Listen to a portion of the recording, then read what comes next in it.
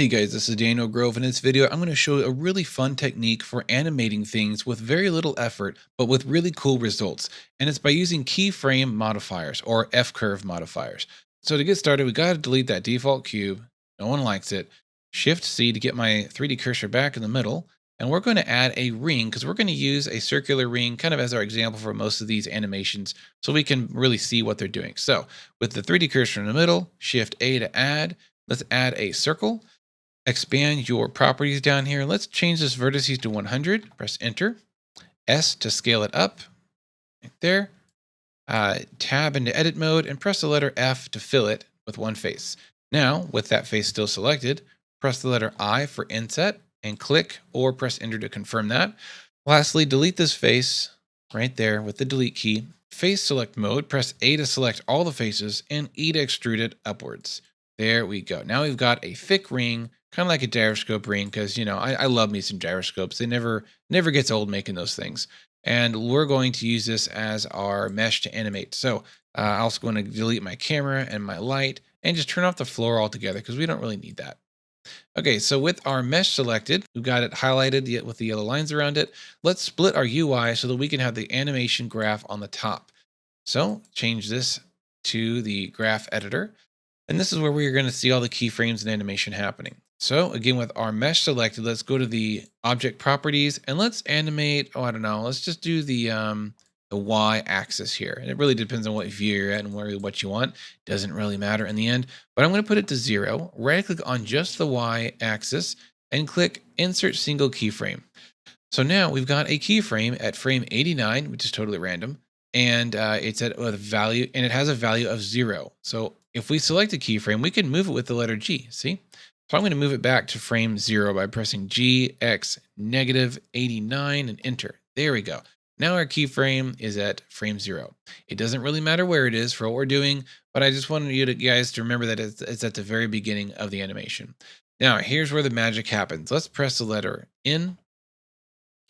And we've got the F curve here, which is basically the options for single keyframes. We can make them smooth or linear and different types of curves, but we're going to modify this keyframe or this F curve by going to the modifiers tab. I don't see people talk much about this, but boy, howdy, is there a lot of power in these modifiers. So let's just start at the top and work our way down. Let's use generator. All right, now what generator does, let's press play. Whoa, it's taking that keyframe of 0 on the y-axis. And look at the numbers. It's just going up and up and up forever. With my mouse over the animation graph, I'm going to hold minus, which zooms out. Look at this. It's just continually going up and up and up. Now, what is this doing? It's generating, in this case, a positive value that's never going to end. And it's based on these math numbers over here. So let's change this 1.0 to .1. There we go. That's much smoother animation. It's slower. 0.01 is 10 times slower than that. And look, we can actually see the curve now. It's not just a straight line anymore. If we keep decreasing this, of course, the curve is going to get flatter and flatter, but it's very sensitive. So as you get closer to 0, it goes really fast. It just jumps around to negative. So be careful with that. I'm going to keep it at .1. So basically this bottom parameter of X essentially controls the speed. It's like the speed multiplier. Now below that, we've got restrict frame range. If we click on that, it turns blue, which means it's on. And this is restricting the frame range of this modifier. All the modifiers have this.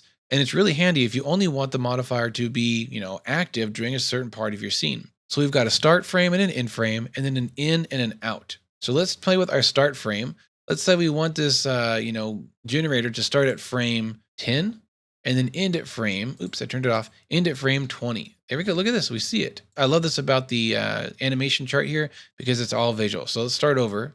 10 frames and it's done. Let's make it a little bit longer. 200 frames. There we go.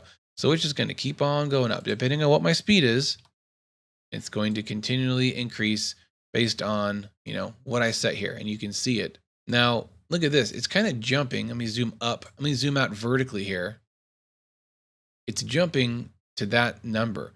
Now that's where these come in. So if I turn up my in slider, look at this. It adds actually a curve, a slow curve that fades into that value, which is so instead of jumping, it slowly ramps up and then boom, it's there and it continually, in a linear pattern, it will increase.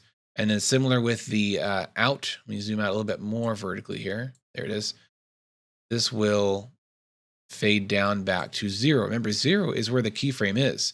I have not keyframed this ring to move at all, but this modifier is taking that 0 keyframe and playing with it, doing all kinds of cool stuff to it. And that's what I love about these modifiers is it's kind of like the mesh modifiers over here, where it non-destructively does crazy things to your mesh, and it's all tweakable and removable and reversible, just like these keyframe modifiers. Last little option down here is the influence. So influence, I'm going to turn off the restriction here. The influence is really just how much this generator modifier is influencing my keyframe. If I put the influence down really low, it's barely doing anything. So if you're having trouble slowing things down, like I could leave this at 1, which remember was really fast earlier, but I can turn my influence down really low and it slows it down even more. So this gives you a further level of control. And when you add these all, you can add a whole bunch of modifiers here and stack them together to do all kinds of crazy stuff. And influence comes in handy then because you can control how much of each one is influencing your mesh. So let's go back and delete these. So we'll get to those in a minute. Don't worry. All right, so let's delete our generator. Let's move on to the next one, which is built-in function. This makes a waveform like an oscilloscope. So let me zoom in. We can see the shape here. It's a classic sine wave, and it's really fast sine wave. So let's slow it down by changing the phase multiplier parameter. I'm going to hold shift while I drag it down. Look at that. Our sine wave is getting wider and wider, which in this sense, because we're animating, it means slower and slower. So it's basically your frequency, right? Amplitude is how strong it's going to move up and down. So if we increase the amplitude, it's spinning a lot more because this sine wave is really tall. If we turn down the amplitude to 0.1, it's barely wobbling, just left and right a little bit. So amps, like a guitar amplifier, is going to amplify the modification of that keyframe. Phase offset will just slide it, kind of like the classic phasing. It'll slide it in or out. So if you have multiple objects in a scene moving, with similar speed waveforms, but you don't want them to be moving in sync with each other, you can give each of them a different phase offset and they'll be, moving on their own. And it won't look too obviously like they're on the same speed. Value offset is kind of the opposite. It'll actually amplify it, or I guess unamplify it up or down vertically on the chart. So from a side view, if our object is wobbling like this, we can play with the value offset to make it wobble like this. See what we did? We just brought it up higher, which means a higher rotation, which is right around 90 degrees. Now we do also have some other options in here, such as the cosine. Let me show you what that looks like. I guess it's the opposite. I am no math whiz. Trust me, I barely passed pre-algebra. And then there is tangent, which is fun. It's pretty strong. So let's turn that amplitude down. Whee! So it's slow and then fast. A lot of possibilities there with some cool looping animations. The next one in the list is envelope. Now for this to work, the envelope actually will add basically simulated keyframes. So I'm going to add a few here. I'm going to expand this so we can see what these parameters are. We've got frame, minimum, and maximum. Okay. So as I click add and add, I've just added some more points. Now, what are these points? Well, if you play with them, look at this. We can actually slide these around like so. There we go. Let me zoom in. We can see what we're building here. We also have maximums here.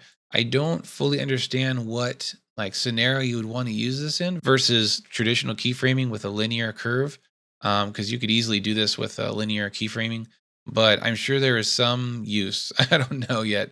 I haven't figured it out. So there's that. Let's get rid of that and go to the next one, which is cycles. This one's really fun because it will allow you to loop any keyframed animation you've already created. So let's put our keyframe at 1, and then at frame 10, I want it to go here. Go back to our object properties, right click, insert keyframe. And then look at that, it's already repeating. We've only added 2 keyframes and it's automatically making basically a sawtooth waveform. And it's never going to end.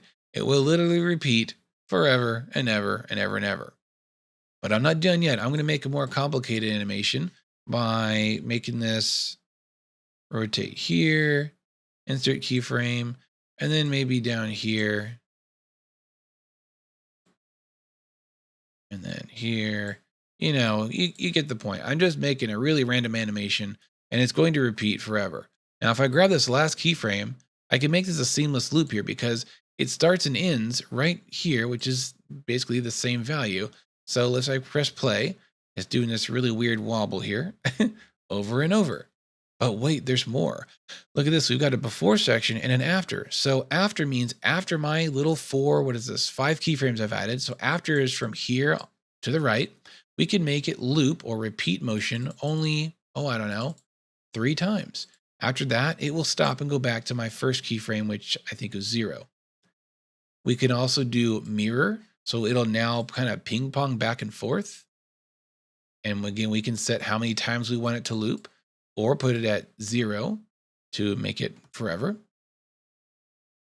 And this is a really cool one, repeat with offset.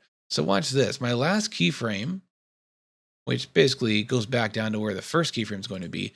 I'm going to select it here. It's really small. Let me zoom in some more. Watch what happens if I move my last keyframe up on the y-axis. So G, Y. Whoa, look at that. So now it will continue to repeat over and over, but it's increasing in value overall. So if I shrink this, this is a better example. There. Now if I go to a side view, what does this look like? It reminds me of a clock pendulum gear, which ticks and moves forward a little bit more each time the pendulum swings, right? Lots of potential use for this in mechanical stuff. Even a kind of a bouncing seconds hand on a clock, you could totally just do one little animation, which is this little section, and have it repeat forever, but move forwards around the clock face. Very handy and a huge time saver. There's also the before section, which you can have it repeat a few times before this animation or, whatever number you want. You can do mirror or offset. You can make it go downwards.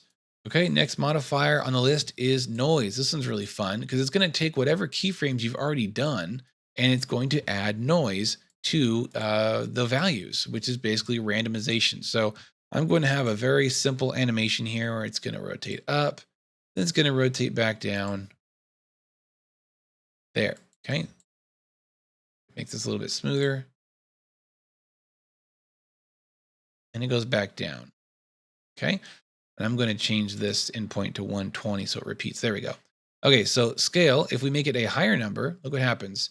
The scale of the noise is larger. It's a larger noise pattern, which in this case translates to being a slower shakiness. If we make a smaller number, very small noise, what does that mean? Faster jittering.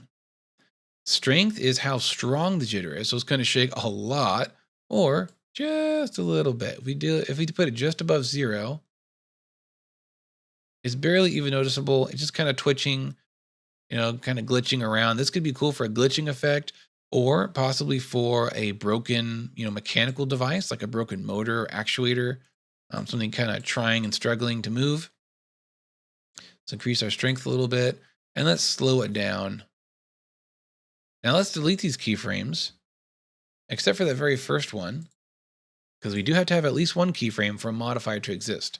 Now look, I have not animated this ring at all. There's one keyframe at 0. But the noise modifier is adding motion and values along the timeline with a random noise pattern. You can increase the sharpness. Let me show you what this does. If you increase depth, it kind of adds like more detail to your noise, just like procedural noise has detail. And now it's a more detailed type jitter. Whereas if you go back to 0, it's very smooth and, sine waves. You have offset, which just slides it left and right, which is really should be called phase. And with phase, you can shift through the noise pattern to add more variety and randomness, especially if you've got multiple objects with this, noise applied. You don't want them to all be shaking in time with each other because that kind of kills the whole effect of natural, shake. And yeah, I like to use the noise modifier on a camera to give it some camera shake, or spinning rings if I want like random, rotation. You can fine tune this to be to make it look like something is maybe waving in the wind like that. It's kind of teeter tottering back and forth. Very handy. And you also have these where you can either add to the keyframes you already have. You can totally replace them, which kind of stays in the center. You can subtract, which goes in the negative, or multiply. All right, let's move on to the next one, which is limits. Now for limits to do anything, we first have to have some animated keyframing going on. So I'm just going to add some basic little movement here. But for whatever reason, I can't actually add a keyframe when I have the limits turned on. See, I get an error It says cannot be keyframed. Ensure that's not locked or sampled. So I'm going to actually turn off limits or delete it. And then now I can actually add keyframes to give some animation here. Single keyframe and single keyframe. There we go. So it's just going, there and back. And then over here, I'll have it go way up so we can get a high value. There we go. So we're going to let this loop over and over. I'm going to shrink this to there. This is the end point of our overall animation. So with one of the keyframes selected, I'm going to add limits and watch what this does. If I enable the minimum X, remember X is horizontal, which is basically moving through time.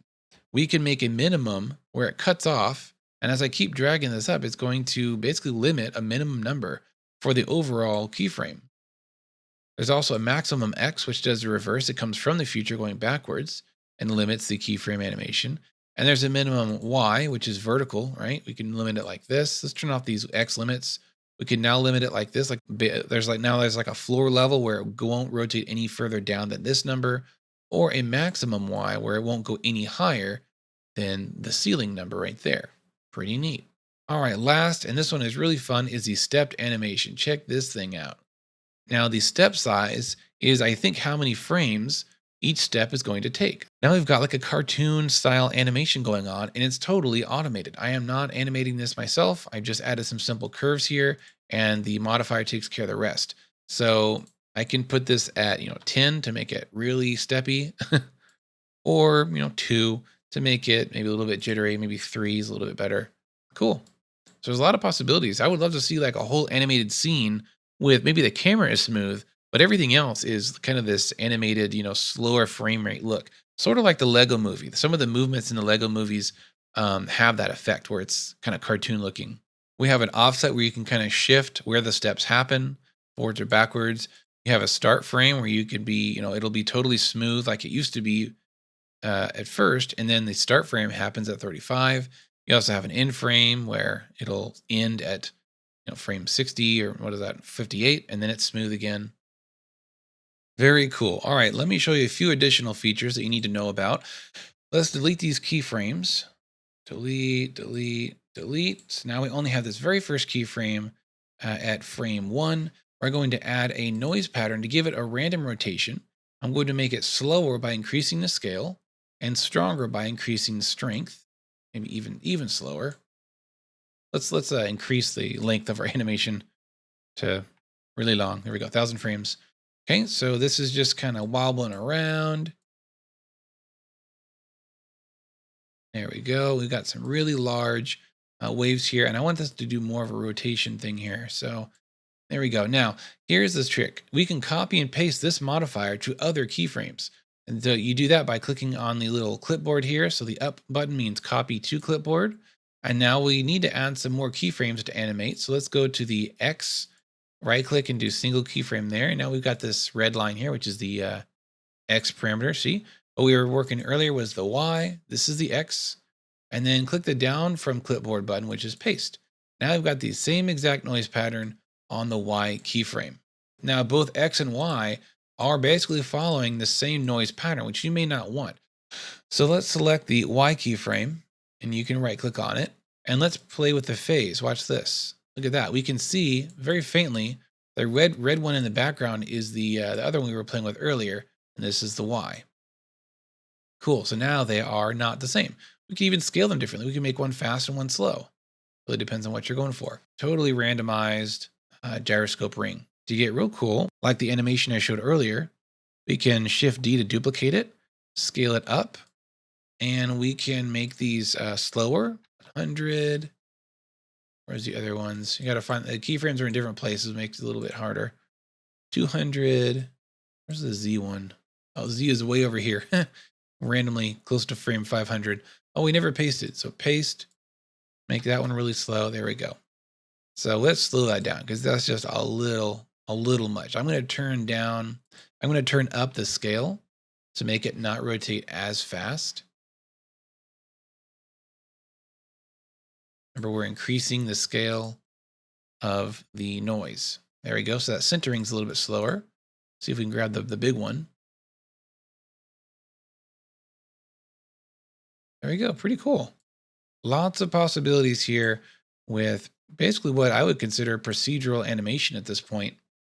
You just got to be creative and think of ways to use the noise, the envelopes, the curves, the steps, things like that to make some really cool scenes. I've used the generator one to just basically have a bunch of gears continuously turning in the same direction. Of course, you can control the speed, so I try to sync them up so it would look realistic. And I never had to animate them. They would forever rotate. Like I said earlier, I like to use the noise modifier on a camera to give it some camera shake and even some camera rotation. You can apply these also to node parameters. So let me show you how to make a series of blinking lights using modifiers. So I'm going to speed this part up, or I'm going to make a little light fixture with 3 lights on it. All right, so I've got a light fixture here, 3 separate meshes. They have a metallic material first and then a light material for the tip, which is the light bulb piece. So to do this, we actually have to have the shader editor open to animate a shader parameter. So go to shader editor. Here it is. Let's zoom way in. Here is the emission material that gives it light. So with this selected, we can right click on strength and do insert keyframe. Now this is for the first light. I'm not sure where the keyframe is. So I'm going to press period. There it is. Okay, so let's animate this as blinking on and off, and then we're going to use the cycles to repeat it over and over. So on this current frame, the light is on. I'm going to go forwards with my arrow keys, 4 frames, 1, 2, 3, 4. Add another keyframe there, or you can right click here, same thing. And then going to go forwards 1 frame and make it 0, so the light is off. Insert a new keyframe, and it'll stay off for 2 frames, 1, 2. Insert another keyframe there. So let me zoom out, show you what I made. Very simple animation here. We've got a keyframe here, here, down here, and down there. If we select all, and if we want to be, real exact, we can change the interpolation to vector, and there we go. Makes it straight lines. Okay, so with this made, this is basically on-off animation. We can do cycles. Now look at this as I zoom out. How nice. A little animation will repeat forever and ever. And if I press play, they will blink. But they're all blinking the same. Why is that? Because they're using the same exact material, which has the same exact settings up here. So the lights are blinking, but they're a little bit quick. So I'm going to slow them down by pressing letter A with my mouse over the graph editor and SX. So what this does is it just scales all the keyframes out like that. And I'm going to move this last keyframe also out. So GX, move it out on the X. There we go. So it's blinking a little bit slower, and that'll help what we're about to do be more visible. So with the second mesh selected, I'm going to select the light material, press make new. And now we've got a new light material that is basically this exact same at this point as the first one, but we can move all these keyframes over to offset it. So GX, let's offset it by 4 frames. There we go. Look at that. Now let's do the same thing again to the third one. New material. Now let's light 002. Select all GX8 because the first one is 4 frames off of the first. The last one is 8 frames off of the first. So they all look at that. This would be great for like a runway or a server or something with, animated lights, a marquee sign. Yeah, lots of possibilities here with what I consider minimal effort. And that's, like I've said in many videos before, that's how I like to do things. Let me show you how I do my camera shake effect real quick, and that will be it for this video. So I'm going to make a camera, press Control 0 to make that camera the main camera, but it's inside of my cube. So I'm going to press 0 to get out of that view. And with a view that I like, you can do Control Alt 0 to set the active camera to that view. So now it's literally moved the camera over there looking how it was. So press 0. There we go. With our camera selected in the viewport screen, we actually can press the letter I and do a keyframe for a location, which look at that. It makes X, Y, and Z keyframes. Now in our animation graph here, if we can find our keyframe, there it is. It made them at frame 567. We can select one of them, which, what is this? Green is Y. Add a noise. Look at that. Our camera is already shaking a lot. This is an earthquake. Let's turn up our scale a lot to slow it down. Just a slow camera shake there, back and forth. Now let's copy this by pressing that copy to clipboard. Select the next one down. Blue is Z and paste. And we're going to play with the phase so that they're not wiggling at the same, same pattern. And then the next one down is red, which is X, and paste, and move our phase in that one as well. So there we go. We've got a randomly shaking camera with lots of control. We can make it more of a rough shake by increasing depth. We can make it faster or stronger.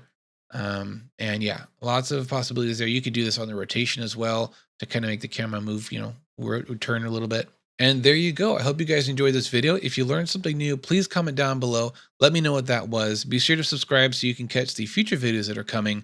Thank you so much for watching. I'll see you next time, or rather, you'll see me. Have a great week.